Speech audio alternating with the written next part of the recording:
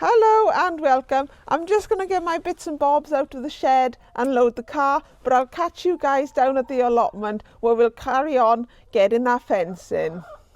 So just before I left yesterday, I had an idea that maybe I could use the wire that was here originally, and I'm pulling it really taut and it is coming to here. So it is like that much short. Even if I pull and pull, it doesn't come any further. But I had an idea. I bought a bottle strainer. Where is it? Is it in my pocket? Or have I put it somewhere else? I've got so many things now in my pocket. Hang on. Bottle strainer. So it should be long enough that I can wrap a bit of that wire around and then tighten it together, and it should give that wire a lot of tautness as well. So I won't do it for all of them. The other ones I've got staples, but I thought because that is there, I might as well use what is there. And of course I moved the gatepost, didn't I? So that's why it doesn't reach anymore. But anyway, let's get on and get this in. So I'm going to start by screwing in a screw.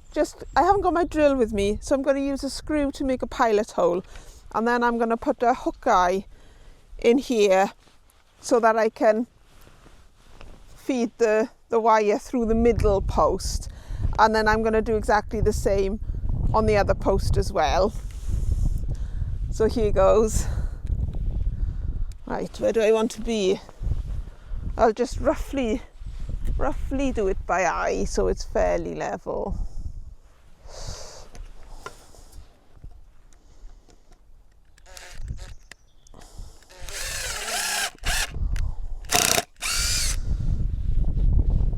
Right, put that down there in a minute.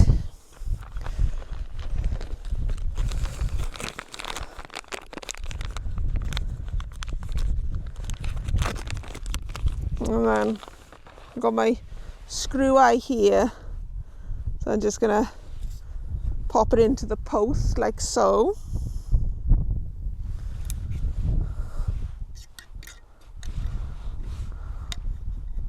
So I'm just using this pin, I can't think what you call it at the moment. It holds down netting to help turn the screw eye. There we go. And then I'm just going to feed this wire through there, like so.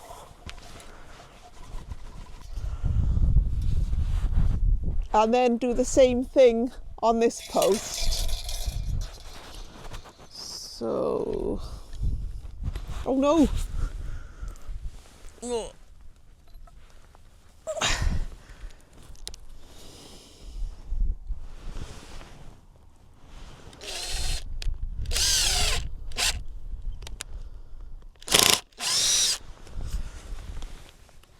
At least the posts stayed up overnight.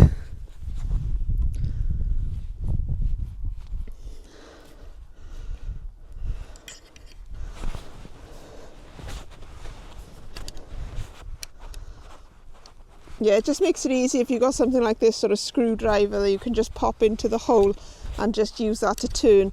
Otherwise it's a bit hard on your hands to turn it. Right. Got my buckle, my turnbuckle, or what did I say it was called? Yeah, I think it's a turnbuckle. Goes there, and then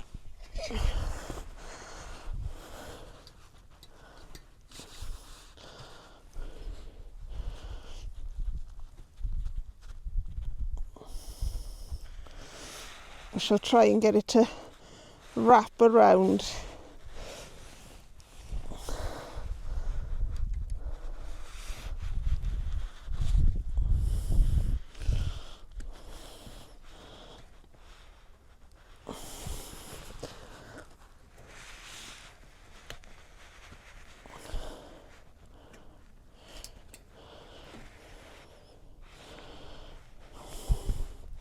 think I needed a bit tauter than that.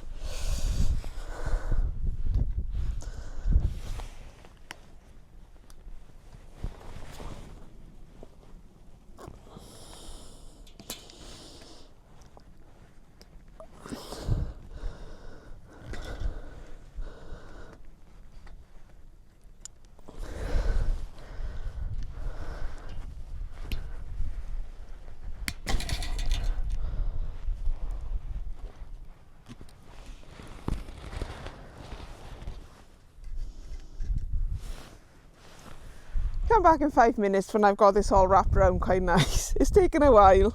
So I've twisted this around now so that it should be fairly secure, and then I just need to tighten this side. And I can never quite remember which way it is I meant to do it.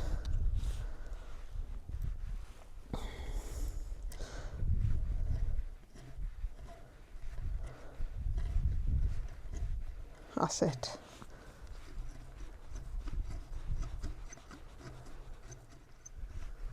And then there's tension now coming on the wire. So I've got tension on this main wire now all the way along. I would have liked it to have been a bit tauter, but it's taut enough to hold the fence in place. I'm just going to do another bit of wire now, halfway down, just so that I've got another bit of wire to cable tie the fence to. So I'll get on and do that, and I'll do the same the other sides. Oh, typically I forgot to bring a hammer to hammer in the staples to keep it in place. So I'm going to try this, bash, bash, bash. And if it doesn't work, I'll just have to go home and get a hammer. In my last vlog, I was saying I didn't have the right pincers. These were the ones I wanted, but I could only find those other ones. But I found these ones now. I put them somewhere safe and couldn't remember where my safe pit was. That was meant to be safe place, but it came out as safe pit.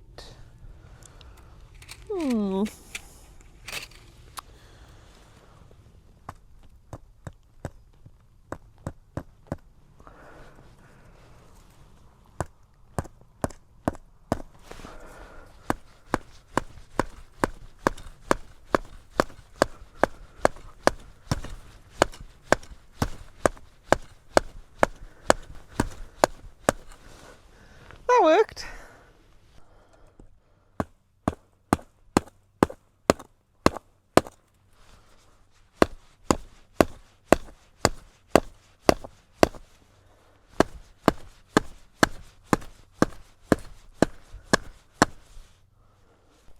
So I've put the wire in all the way across now, and the other side as well. It is taut, but it's not as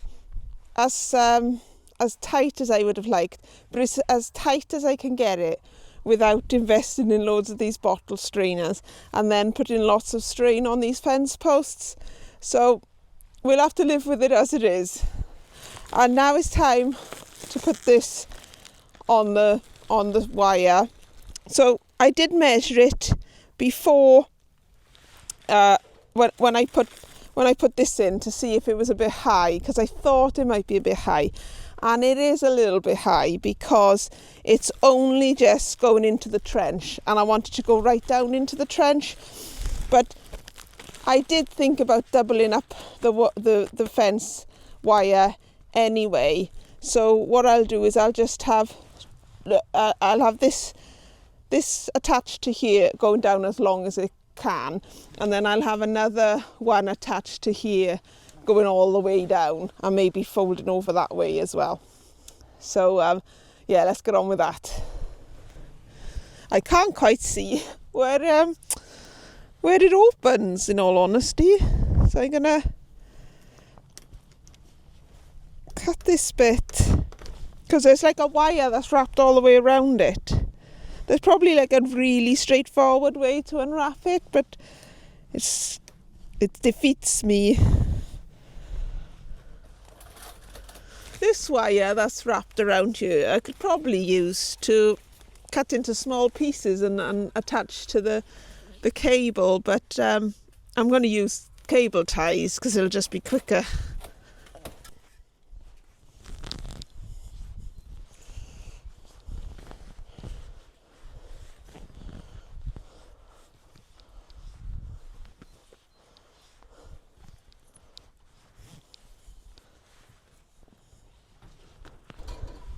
So I've run it all the way to the end now, and then I just need to cable tie this in place and the next one in place, and we'll just see how it looks at the end.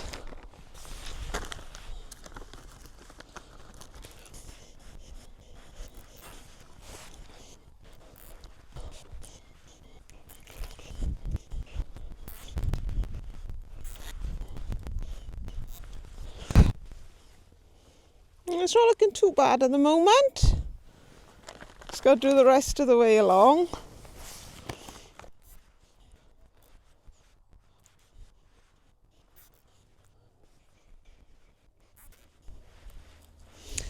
So what I need to do, I need to dig down a bit so I can get this wire to go like just past this post. So hang on, I'm going to get my spade. Leave that there, right in the way, and get my spade.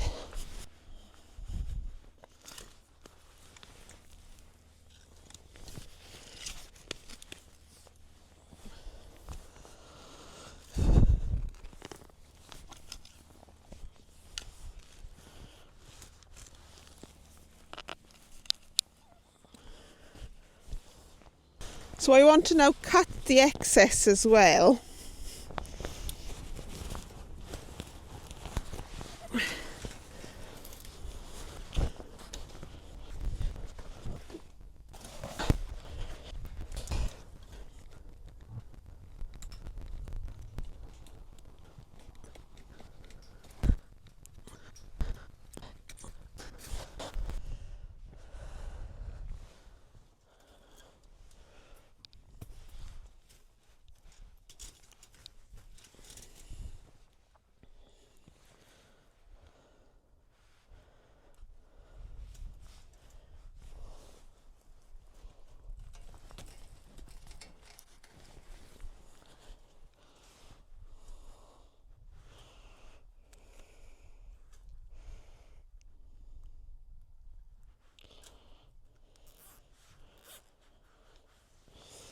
So I'm just going to staple this middle one now to here.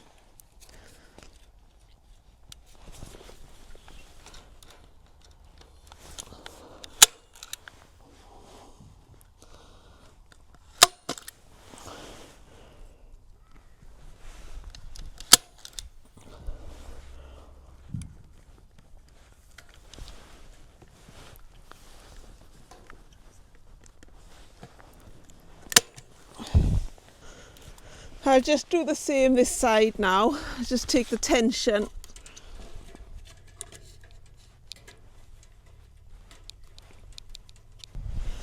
And I'm just going to put a couple of staples this end as well.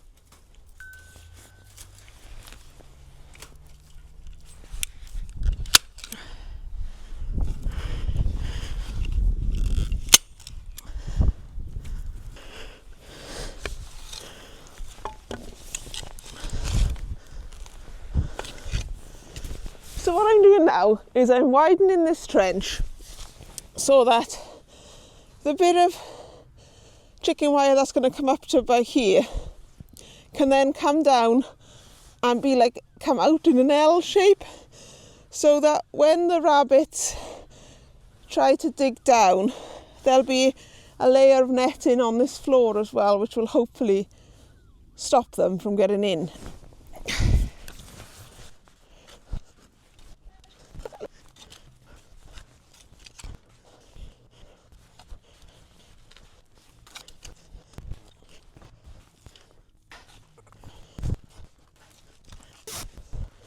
So this is what we've got at the moment, and what was left on the roll that I just used wasn't enough to get to this post here, So what I think I'm going to do, if the camera comes back around, is cut this in half that way and use as much of it as I can to do the L shape there. I don't think it's going to get up to this line. I think I should have made that lower down, but I'm not taking it all out now. I'll just bear that in mind. So I'm now trying to bend this chicken wire, which is playing ball a bit. This should in theory work, if I can get the cable ties in.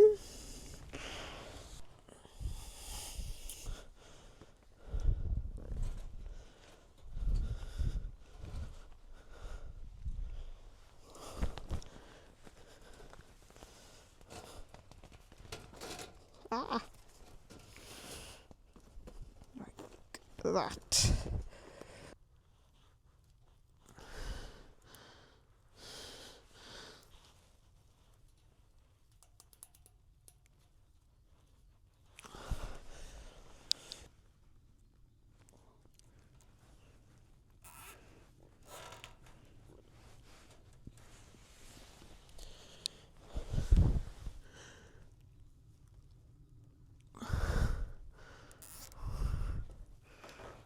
Okay, so this is what we've ended up with this side. There's a little join in the middle. And I've just got to get some more chicken wire from home to just finish off that end there. That should be good. So I'm just going to snip off the ends of the cable ties, put some of this earth back into there to firm down the fence for tonight. And then I'm going to do the other side. But I need to go to the shop and get some more chicken wire. So I'll just crack on with these jobs and I'll show you what it's like when I'm done.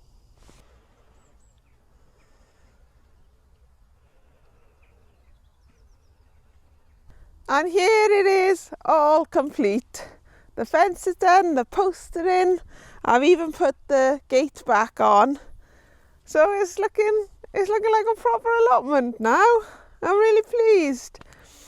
When it came to doing the gate, I put some of the mesh that I took out, I put at the bottom of the trench that I dug. Then I put some stones on top of that mesh, and then I put another layer of mesh on top of that, and then I covered it in the earth. So hopefully they won't be able to dig in under the gatepost.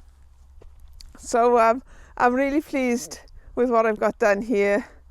It took a while. It did take a lot longer than I thought it was going to, but it's done now. I've got to do the other side, but I'll do that another day.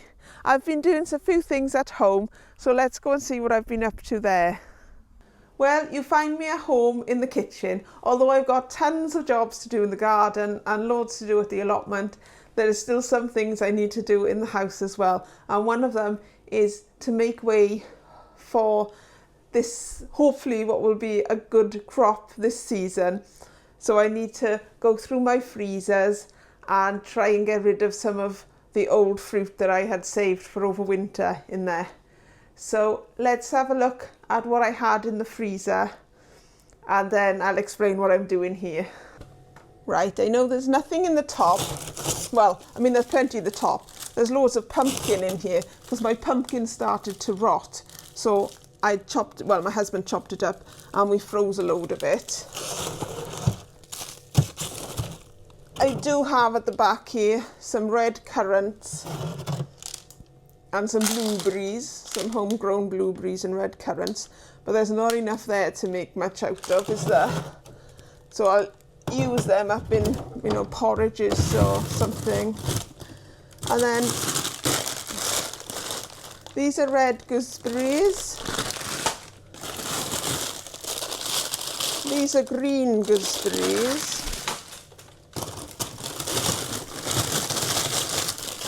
Plums, I use these in porridge, but I am hoping to get a crop more this year and make some plum wine. some blackberries, black currants. Oh, what are these? Red currants. Oh, more red currants. More green gooseberries.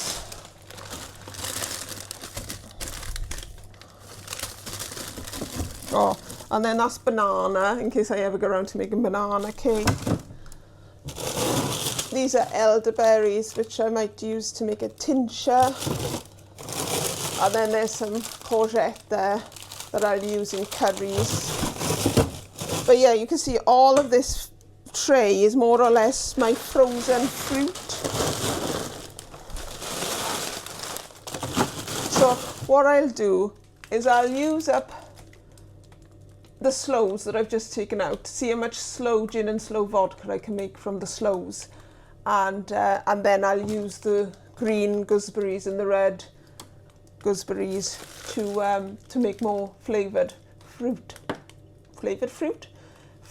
gin or vodkas. Let's just check this one. Yeah, raspberries there, so I could do raspberry gin. And then, oh, that's cooked beetroot. More raspberries. And some bought spinach. Some chilies. Anyway. So yesterday I used up a big bag of sloes. I made some sloe wine here, and I've also got some sloes in here, which I've mixed with sugar, and I'm going to put gin on top. And the same with the vodka, but I'll show you that in a minute. And in this tub here, this is where I've made my sloes, my sloe wine. So I put 1.5 kilograms of sloe in here with some boiling water. I mashed it together. Then I chopped some raisins, added those raisins to the wine, and then I left it to cool overnight.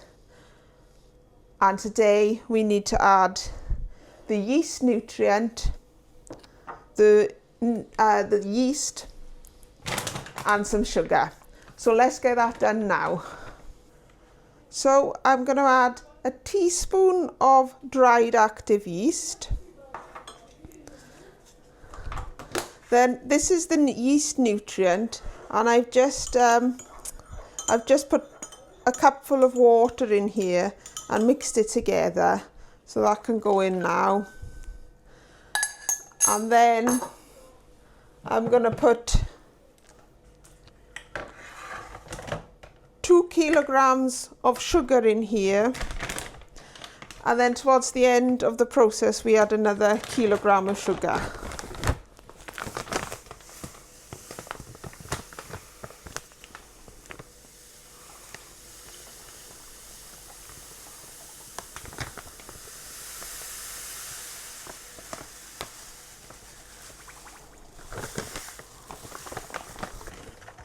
Oh, I should have said, I will leave this now in this bucket and stir daily for about 7 days. Then I'll add a bit extra sugar and it'll go into the demijohn, and then I'll leave it in the demijohn for about 6 to 12 months, depending on when I get around to siphoning it off, if that makes sense. Takes a while to dissolve this sugar.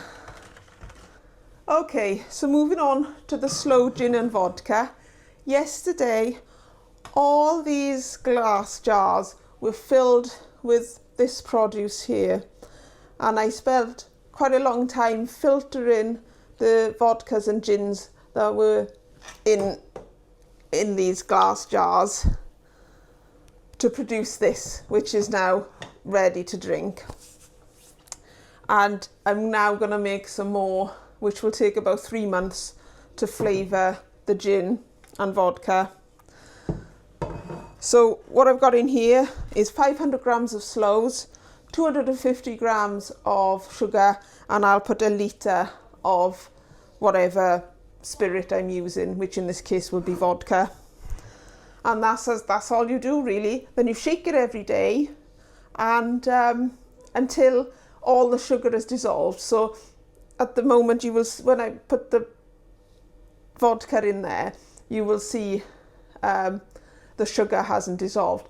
But after a few days of shaking it every day, it'll go then, and you can just put it in a dark cupboard, out of the way, forget all about it for 3 months, and it'll be done. So let's get on with adding the gin and vodka.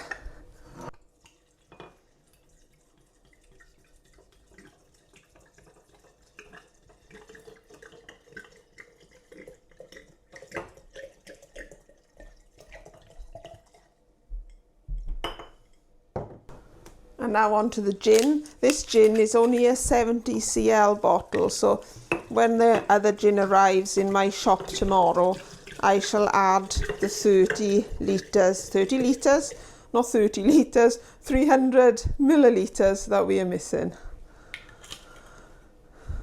I don't think 30 litres will fit in here, will it?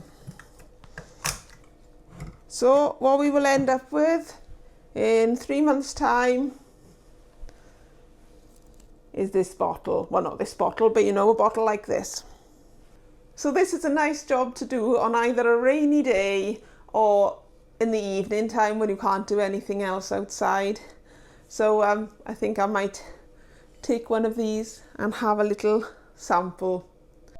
I am going to sort through my strawberries today to get these done ready for the spring. Now normally after they've made their runners, I put them in the greenhouse, and I tend to leave them in the greenhouse until April time, but they've been out all summer, out all winter, so I'm going to skip that stage, and I'm just going to pot them on into their pots ready for the spring. So that's one job done, and I don't need to think about it. So what I need to do with these big troughs here, the strawberries that have been in here for 3 years now, and after about 3 years they will still produce fruit, but they don't produce it as well as they do when they're younger plants. So I'm going to take the plants that are in here out, and then the strawberry runners that are in these pots here, these have been they were fresh last year, so this is their second year.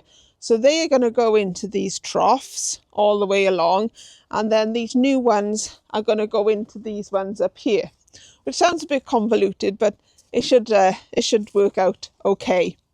So what I'm going to do with this compost is put some fresh compost in, mix it with the old one, put some blood, fish and bone in there, and then that should be good to go for the rest of the season. And then I will, when I'm watering, occasionally I'll just give them a liquid feed when I'm watering, and that should see them through. Normally I put some of my strawberries in hanging baskets. I'm not sure if I'm going to do that this year, because I'm just not very good on keeping on top of watering the hanging baskets. So if I can avoid using them this year, I will, because it's all about time management. But if I have some left over, then obviously I'll put them in the hanging baskets. And my strawberries up here are called Montana, and I've had them for about 3 years as well. And the funny thing with these strawberries, they don't really produce that well. They kind of come into flower and fruit towards the end of the year, because I think they are more used to growing on mountainsides, because Montana means mountain, doesn't it? And they don't put out any runners either, so I haven't been able to make fresh plants from them. So they are going to go, and some of these fresh ones will go in their place. So let's get on with that.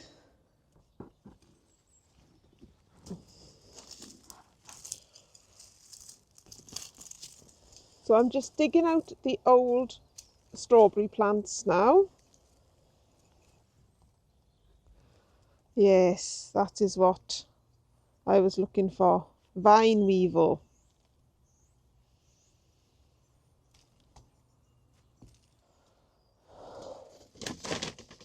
I'm going to add a bit of perlite into this. I'm going to add a bit of fish blood and bone.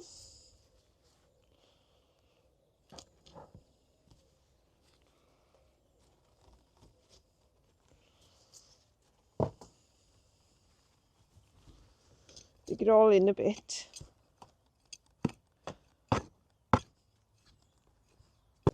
Top this up with fresh compost. Mix the new in with the old.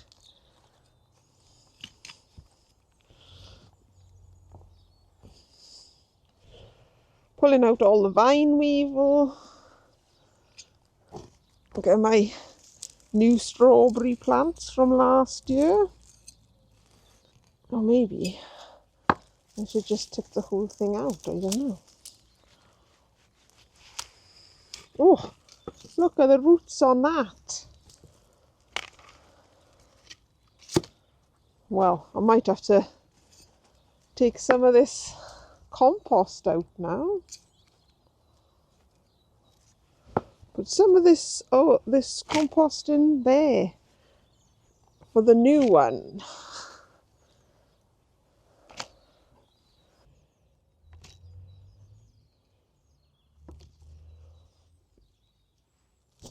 Here we are.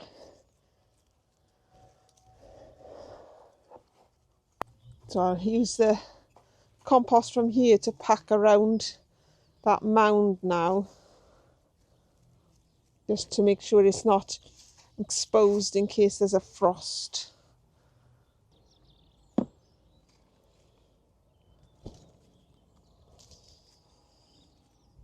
just putting a little bit of extra fish blood and bone, really, just because now that I've dug up the bottom bit, I'm not really sure how much fertility I took out when I put the new compost in. I have a feeling I've taken most of it out now.